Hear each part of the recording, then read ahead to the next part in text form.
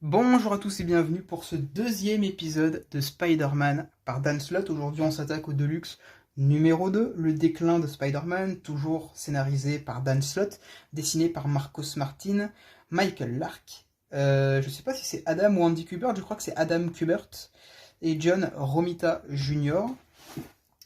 Alors, ça doit être écrit quelque part par ici, Michael Lark, c'est bien Adam Kubert. Alors, ce Deluxe, qu'est-ce qu'il contient? Eh bien, on a les épisodes Amazing Spider-Man Extra numéro 2, Amazing Spider-Man 581, 582, 590, 591, 600 et 618 à 621, plus le Dark Reign The List Amazing Spider-Man de 2010 numéro 1 et le Venom Super Special numéro 1. C'est un gruyère, comme l'intégralité du début de run de Slott. On en a déjà parlé dans la précédente vidéo. Si vous ne l'avez pas vu, je vous conseille d'abord d'aller la voir. Ces Deluxe sont un véritable gruyère jusqu'à Big Time. On va commencer donc avec un numéro Black and White, suivi de l'arc Tête brûlée. Ensuite, on aura l'arc à visage découvert. Le monde selon Octopus. Je vous en reparlerai, on passera un peu de temps dessus. Le dernier nom, l'arc Mysterioso, et puis Mission Récupération et Nuit sans rêve, dont je n'ai aucun souvenir. Aucun. On va commencer avec En noir et blanc, qui est dessiné par Chris Bacalo, qui est juste magnifique. Voilà, je suis devenu fan de Chris Bacalo. Ses propositions sont incroyables. Ça peut paraître un peu brouillon parfois, surtout quand il y a des scènes d'action. Mais très honnêtement, graphiquement, c'est ce que j'ai envie de retenir de ce Deluxe, c'est les dessins de Chris Bacalo. On va ensuite passer sur l'épisode, le premier arc qui est Tête brûlée.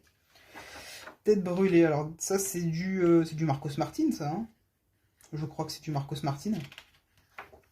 Très honnêtement, j'en ai de vagues souvenirs. En gros, on va avoir Spider-Man, Peter du moins, qui va accompagner Harry Osborn chez son ex, je crois. Et on va se rendre compte que cette personne cache ce vilain chez elle, qui n'est autre que son frère, qui va réussir à s'évader et va mettre tout le monde en danger. Et donc ça va être à Peter, Spider-Man, d'intervenir. C'est un arc voilà, très très court, relativement fun à lire, c'est sympathique. Sans prise de tête, ça n'aura aucune conséquence sur la suite du run immédiatement. Ensuite, ah oui, l'arc à visage découvert. Donc là, on va suivre Peter avec les 4 Fantastiques dans d'autres dimensions. Donc là, à visage découvert, pour le coup, vu qu'il ne porte pas son masque. Et il y a toute une histoire selon laquelle il ne se rappelle plus qui est Spider-Man. Et ouais, tout un travail là-dessus sur la notion de l'identité secrète.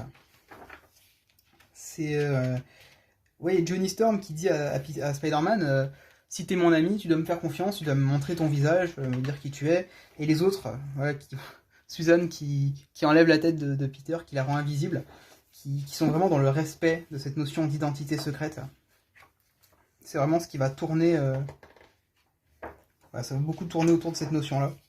Puis finalement, Peter qui va faire confiance à son ami de toujours, Johnny Storm, et lui révéler son identité. Et d'un coup, tout va être clair pour eux. Ils vont parfaitement se rappeler qui est Peter Parker, qui est Spider-Man. Et on arrive donc à cette révélation avec J. Jonah Jameson, qui devient le maire de New York. Et ça, ça va avoir une importance capitale dans le run de Slott, puisque ça va s'étendre jusqu'à Superior Spider-Man. Donc sur un bon paquet de Deluxe. Ensuite, on passe donc au monde selon Octopus. Et là, bon, point faible, John Romita Jr. Voilà. Vous le savez, je ne suis pas un grand fan de Romita Jr. Mais cet arc est très important parce que c'est là qu'Octopus, il va apprendre on va apprendre aussi qu'il a un cancer. Alors, je ne sais pas si nous on l'apprend ici, mais je sais que c'est là où Octopus lui découvre qu'il a un cancer et qu'il est mourant.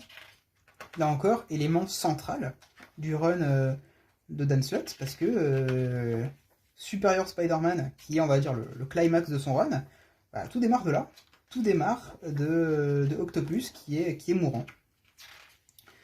Voilà, donc là, Octopus va tenter de prendre le contrôle de la ville. Et grosso modo, enfin, ouais, les dessins sont quand même même si c'est Romita Junior, ça reste assez propre. Donc voilà son Octopus.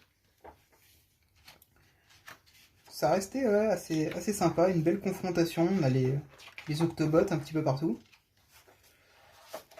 Je vais passer un petit peu. Voilà, on a le mariage de Tante May avec le père de J. Jonah Jameson. Pareil, élément qui va durer tout au long du run de Slott. Le dernier nom, le retour de Mary Jane. Hein. Le dernier nom, alors très honnêtement, ça c'est en lien avec, je crois, Dark Reign et les Dark Avengers, parce qu'on va avoir le Iron Patriot. Donc Norman Osborn dans l'armure d'Iron Patriot, lui qui est à la tête des nouveaux Avengers. Il y a une série Dark Avengers, je vous en ferai peut-être une vidéo. Voilà, petite interlude. Et ensuite on passe à l'arc Mysterioso, dessiné par, là c'est du Marcos Martin, qui va mettre en scène évidemment Mysterio, dans une histoire comme à son habitude. Alors la mise en scène est très belle, je trouve, voilà. Très bonne mise en scène. Une histoire comme à son habitude, faite d'illusions, de tromperies au niveau du lecteur. Mister Négatif qui va toujours avoir un rôle prépondérant, Tante May qui va être victime aussi dans cette histoire, et voilà donc Mysterio qui va avoir son importance dans ce run, le père de Carly Cooper. Mais comme il s'agit de Mysterio, vous le savez, il vaut mieux pas toujours se fier à ce que l'on voit. Pareil, j'en ai pas un grand souvenir. Ce deuxième Deluxe était peut-être un peu meilleur que le premier, voilà, Hammerhead. Un petit peu meilleur que le premier. Voilà, le Capitaine Stacy. On sent encore une fois que Dan Slott met des choses en place, mais que c'est encore à l'état d'idée, quoi, que c'est pas complètement encore abouti. Ça le deviendra par la suite. Alors, on a ce genre de pages qui sont très cool. Et ouais, en fait, c'est uniquement des pistes. Alors, on a le caméléon, on se dit qu'est-ce qui se passe, pourquoi le caméléon, quelle va être son importance dans la suite du récit. Et c'est un petit peu le ressenti qu'on va avoir globalement avec les premiers Deluxe de Slott. C'est qu'on sent qu'il va mettre en place des choses, mais on a juste une hâte, c'est de savoir quelles vont être les répercussions par la suite. Alors on a un récit un peu plus old school. Hop. La variante cover par Joe Quesada. Et voilà donc qui vient conclure ce deuxième Deluxe de Spider-Man par Dan Slott, qui vient donc conclure également ce deuxième épisode. Moi j'espère que ça vous aura plu. Est-ce que le troisième Deluxe relève le niveau? Ça, il faudra regarder la troisième vidéo pour le savoir. Donc moi je vous dis à la prochaine. Allez, ciao.